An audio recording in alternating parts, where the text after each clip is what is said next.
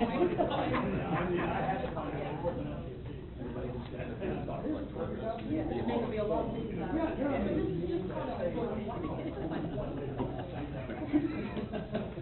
I'm going to get a phone for a bigger number.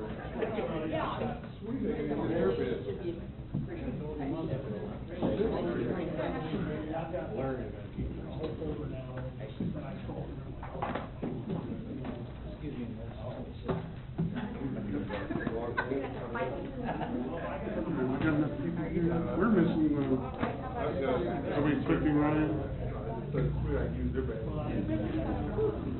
I'm not sure what happened. Oh, maybe it'll be moving.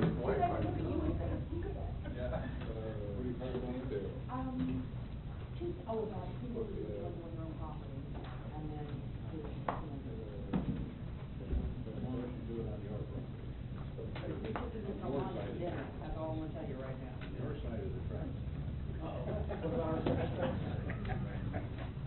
You could train with your side of the track. Or the train horn. You train horn, though. I did. How much electronics did you bring tonight? Okay, I thought maybe you were gearing up for Brighton.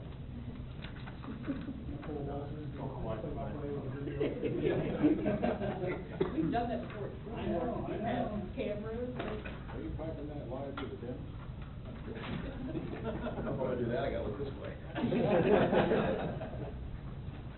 Where's Brett? I don't know.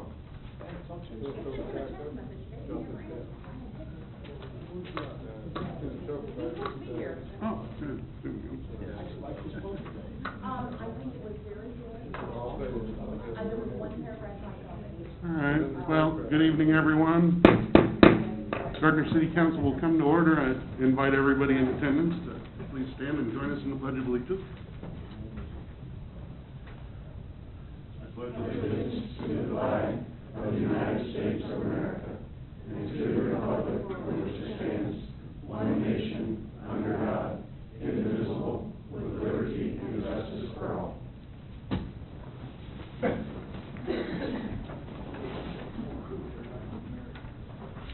Well, thanks for coming here this evening, everyone. We'll go ahead and get started with public comments. Members of the public are welcome to use this time to make comments about city matters or items on the agenda that are not part of a public hearing. If you'd like to make public comments, please step forward to the podium, state your name and address for the record, and be heard.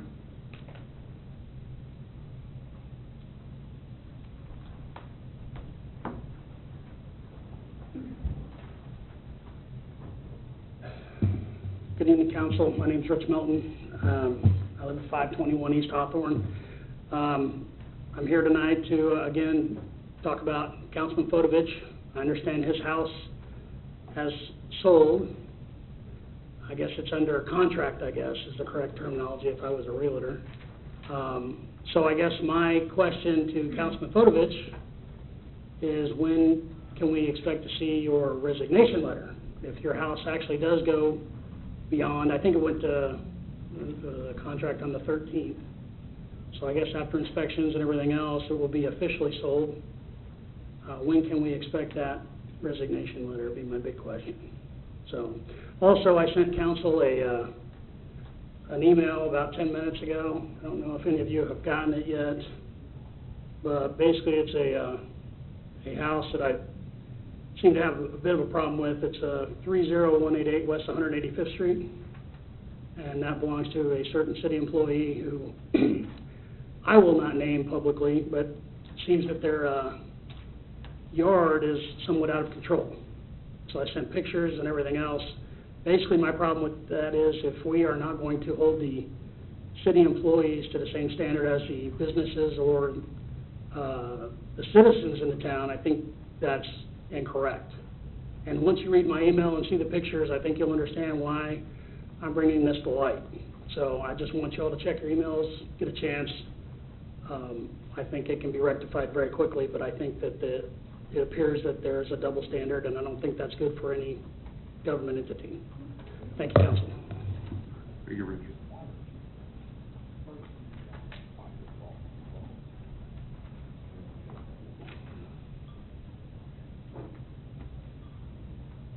no one else coming forward, we'll close public comments and move on to the consent agenda. Is there a council member that would like to remove an item from the consent agenda? That being the case, I'd entertain a motion. I move we approve the consent agenda. Second. Motion Harrison, second Truth, that we approve the consent agenda. All those in favor indicate by saying aye. Aye. All those opposed? Consent agenda passes. New business item number 1. Consider establishing a price for surplus real property adjacent to 15685 Lake Road 4. Brian Faust, good evening. Good evening. In May of this year, the City Council declared the real property adjacent to the O'Connor property at 15685 Lake Road 4 as surplus. Staff did receive direction to have the property appraised in order to determine fair market value, and the copy of the appraisal was included in your packet. Once the property is declared surplus, a price needs to be determined to see if the requesting party wishes to proceed with the purchase. What you have here, the appraisal cost $600. The tract 3 lot 1 in block 41, the appraised price was $39.75. Works out to $1.50 per square foot. They also requested to purchase the shoreline adjacent to tract 1, and previously council had set that price at 56 cents a square foot. So the total cost for the property, based on the appraised value, would be $5,146.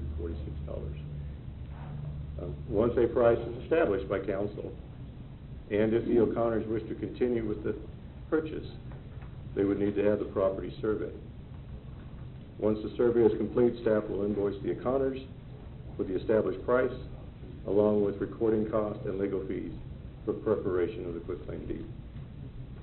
So staff would recommend that the council set a price for the surplus real property, tract 3, lot 1 of block 41, and the associated lake frontage at $5,146 plus recording fees.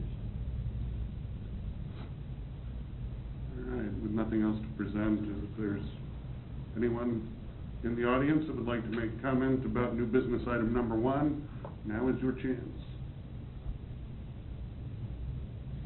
With no one coming forward, questions for Brian about new business item number 1? Brian, there's some notes in the appraisal that talks about, pull it up real fast, that there's some information in the appraiser's file that it was a restricted appraisal. Do you know what that is about? Actually, I don't know what restricted means. One of the issues with the lot in question, the tract in question, is there's a water line that runs through it, and actually our irrigation system for the golf course runs through that property. And so in your packet, there's actually a letter that we sent the O'Connors that kind of listed the steps that needed to follow. And one of those in the discussion of the survey is they need to dedicate a water line easement to the city. But to your question, I'm not sure what a restricted appraisal means. I mean, I think we ought to kind of know that information before we establish a price, because I've never seen that comment. I mean, maybe I've missed it in other appraisals, but... So we looked at from a sensibility check. Back in 2013, the city had an appraisal done for property, and the appraised price for the property behind a home came back between $1.20 and $2.40 a square foot. So when this came back at $150 for a non-buildable lot for a home, but for like a garage, we felt that was a reasonable amount.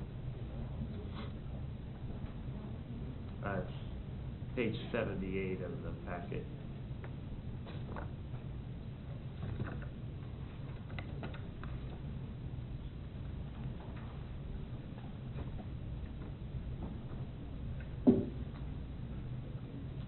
So I just looked up restricted appraisal, and it says, basically, it cannot be used by anyone but the client and should not be presented to a third party as it is not detailed enough for them to fully understand it. It's most commonly used when an individual needs an estimate of value for their own purposes. such as decide what to offer for a property.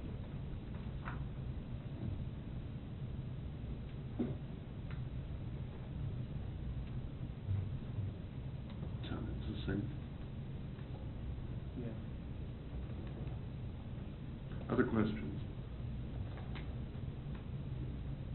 The original recommendation, though, was that it wasn't, in your opinion, a good idea to deem it surplus property. Correct. Staff's recommendation, based on access to the lake, was to not declare surplus. And has there been any other discussions about what it could be used for, or? Now, once council made the determination that it was surplus property, we proceeded with that. So are you saying that we're committed to having to sell it, or Not your guys'. could Parks and Rec use it, for instance? Well, I think it was a 4-1 vote to declare it surplus. Against staff's recommendation? Yes. Could you refresh my memory why you guys went down that path as opposed to following staff's recommendation? I don't know, videos that are available online. I mean, I can tell you mine, because we specifically asked several questions about what the plan was for it. That we have several pieces of property out there that are surplus that nothing's been done with. So why do we continue to hold this property hostage if we have somebody that wants to buy it, and yet we have no firm plan nor no discussions about doing anything with it at all? Because we have other access points. Right, we have several other access points, and that was the main purpose of this property. But according to the staff report, all those should be left as is and not deemed surplus. I mean, you don't know what access you will need in the future, but you could need to dredge the lake, it could become a future water supply. You may need to, there's a water line, as you said, is there a pump on that property as well? Actually, it's a submerged pump out in the lake itself. And did you say what that feeds or where that goes? It actually feeds the Gardner Golf Course. That's the irrigation system. We're requiring a dedication of an easement across that property so we can get to it. It seems like a pretty valuable piece of property to the city. Well, I think that's your opinion. Wow, that is staff's recommendation, so. Okay, duly noted. Anybody else have questions? Steve? No, I think that Christina summed up our sentiments pretty well. There's an individual who wants to purchase the property and use it. We don't have a use for it. We have a future use for it as far as